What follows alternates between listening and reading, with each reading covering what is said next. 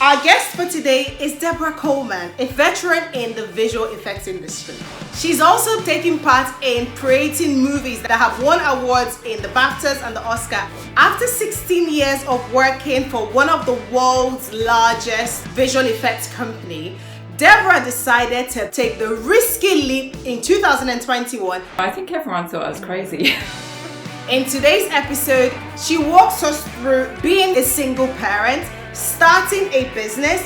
Tried some online dating. That is quite an experience. And it was like this. I found it like this. But I also thought, we only have one life. Try it. You will learn something. I trust that if I'm doing what I really enjoy, it will only lead to good things.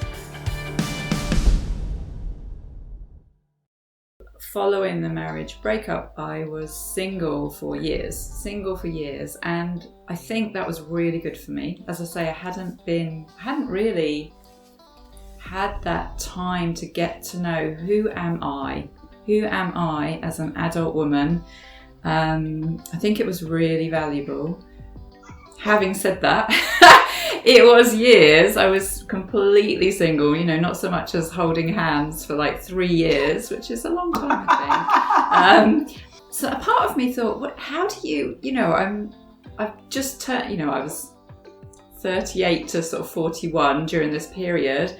So you've got that turning 40. I've got 2 children who live with me the whole time. They spend time with their dad, but they live under my roof every night.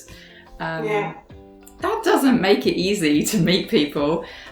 Anyway, I'd like to go on a holiday abroad with the children. How do you do that as a single parent? Just the thought of trying to get us all on an aeroplane and navigating a different country. I thought other people must have this problem. Literally, so Google is your friend, right? So I'm Googling single parents, holidays with kids. And lo and behold, there's a company called Single with Kids in the UK. Who really? Does holidays. So I booked this holiday. We went to Croatia. From my point of view, I was going for a family holiday, but I wanted to do it in a sort of safe way and a sociable way. It's not about dating at all.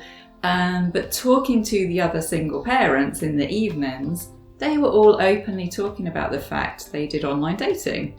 And I was thinking of it as that's something for youngsters, Anyway, so hearing these other parents' stories, I kind of thought, oh, okay, normal people do this, like people my age who are parents. This is a thing.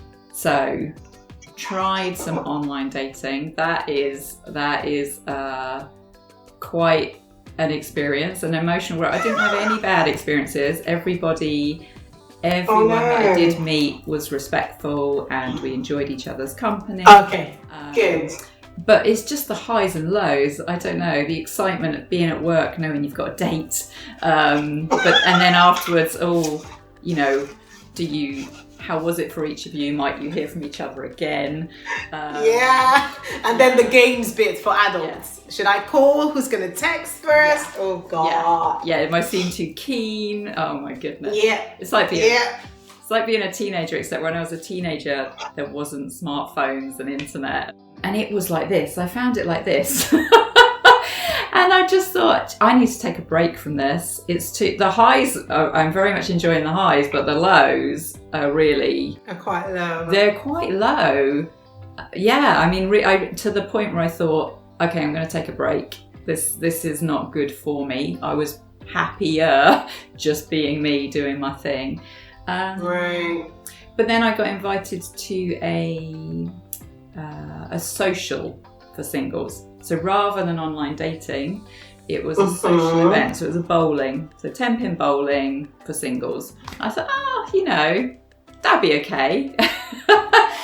So I thought I'd go to that. I almost didn't go because I got nervous beforehand. But then I thought, oh, look, just if you don't like it, leave, Anyway, that's where I met James. And he also has children. So he also understands that parenting will always come first for me and for him. So we have this gang of 5 children. Fortunately get on well. And it's wonderful. I feel super proud of our family of 7. You do get a lot of looks. I think you can almost see people thinking, well, how does that work? You sort of think, oh, people are nosy, quite frankly. Absolutely. And whenever we come together, we all enjoy it. It's always hey, we're spending this weekend together, we're going on holiday together, we're having this meal together. So I think everyone always enjoys that time together. It's really fantastic. I love it. So Debra, in 2021, you took a risky step. Yeah, I know. I think everyone thought I was crazy. Everyone keeps saying, well, you're really brave. I think, though, I don't feel crazy. The timing was just right for me. So having been in visual effects for so long, and actually having been in a senior management position for so long, I was ready for a new challenge. And I've always been really invested in the people side of things. I think my success as a head of department was always due to my desire to understand what motivates people and how to build successful teams and how to support people in their career development.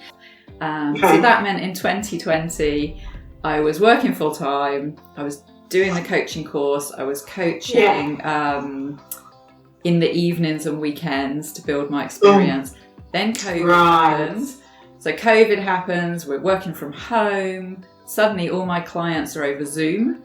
I think during 2020, I took a short break with my children. We managed to get away to the Peak District for 5 days during the late summer. And it gave me time to think. It occurred to me, I thought, I think I'm really good at coaching. I really enjoy it. Why don't I just do what I love? And yes, the big decision was considering the financial impact, giving up paid employment as in a senior role as a single parent. But I also thought, we only have one life, and try it. You will learn something. I trust that if I'm doing what I really enjoy, it will only lead to good things.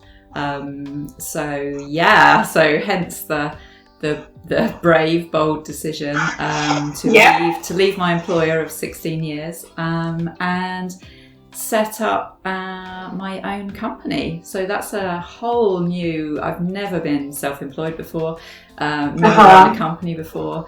I'm really enjoying it. I'm absolutely loving it. There's the coaching. I always knew I would enjoy the coaching. Obviously, the question mark is, will there be clients?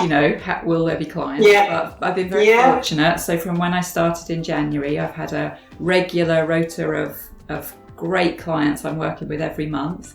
Loving spending time with them and seeing them grow in confidence and make big decisions in their lives and be empowered.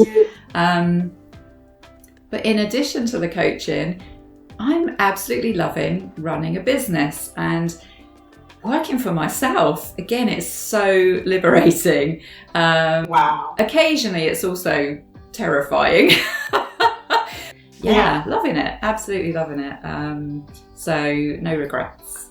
What are your fears? I have the occasional wobble about income. Or what if I get sick? I used to be employed, so what if I get sick and I can't work? Having said that, I have such a great support network with my family, with James, with my friends. Fears, my teenagers, I want them to be confident in themselves and in their place in the world. And it's how will their lives be? How will their young adult lives be? That's probably where the fears sit when you allow yourself to think about them. We're concluding our interview today, and a couple of things is coming to my mind when you're talking about venturing out on your own business, being a blended family. What are your future goals? Always at the forefront of my mind are my children. You know, the most important thing to me is their health and well-being, and doing whatever I can to support them. And again, being self-employed and at home, I have so much more time for them, which is wonderful. My dreams, I mean, as I say, I'm loving running my business. I'm loving working with one-to-one clients. What I would like to also do is be working within the visual effects industry, and related industries, perhaps, you know, animation, gaming, to improve the workplace environment, to make it a more inclusive environment where everyone can really flourish, where everyone can be their best selves, business-wise. I'm really looking to engage with the industry in terms of introducing that coaching culture, and that big family home with James and all the children as well. I think they're the ambitions at the moment. As an incredible everyday woman community, Debra, what is the one thing that we as a community can do for you? How can we support you? I do truly believe that women need to be supporting each other, and the more we can support each other, the more we can all flourish. And I do believe that by sharing our honest stories, we can see what's possible, we can see what people have overcome. I think that sort of sisterhood and that support is just essential for women and girls to really fulfill their place in the world.